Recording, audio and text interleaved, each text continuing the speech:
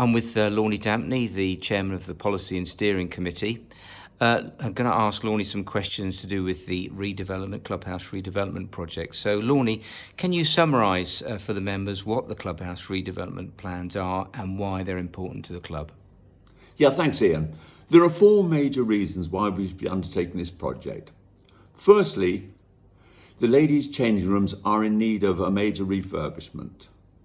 On top of that, they're in the wrong position. I think we all agree it's embarrassing asking the ladies to traipse through an often used dining room to access their changing rooms. It's both embarrassing for them and it's embarrassing for visitors using the changing rooms.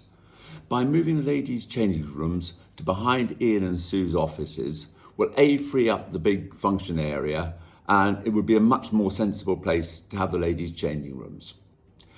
Secondly, by moving them there, this will enable us to have a large function area that can accommodate all club members for the large functions we do. Currently, we have to split them between the lounge and the dining room, and it's not right and it's not acceptable to be doing this. An enlarged area will be able to incorporate toilets, it will have its own cloakroom, its own storage area, its own foyer, and its own dedicated entrance. We all know that when we have wakes and small member parties here, it's embarrassing for guests to have to traipse through the lounge. They're never quite sure where they're going to go. And by having its own entranceway, they will come in directly accessed via the car park into the function area. On top of that, there'll be 2 extra rooms for general members' use for recreational purposes that can either be incorporated into the main function area or can be used as 2 separate member rooms. Thirdly, our visitor changing areas are often criticised. By incorporating these visitor changing rooms into an enlarged gentlemen's changing area, we'll both get rid of this negative criticism and will give them a much better ambience and flavour of Ferndown. And it won't impinge at all on the current gentlemen's areas because they're going to be into an enlarged area. Fourthly, by making all these changes, we'll incorporate a brand new entrance foyer to the club. This new entrance foyer, under the arches, will have all our memorabilia on the right-hand side. We'll have a beautiful green carpet coming in. This will give visitors and members alike a great first impression of Ferndown. Brilliant.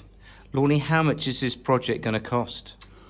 Well, the first stage tenders have come back in and they're between £700,000 and £750,000.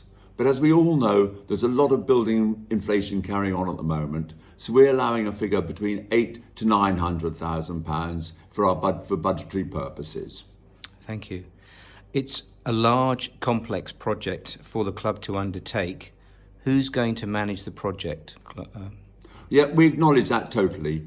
It's outside of our scope of capabilities. So we'll engage with John Shears of Savills. These are professional project managers and they will manage the project on the behalf of the club.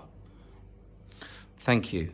And finally, to summarise, why do you think the club should be doing this, Lawney? Well, firstly, it's important to realise that we're not actually asking you to support the club's development at the moment. All we're asking you to do is support us to put a motion forward that will support getting planning permission.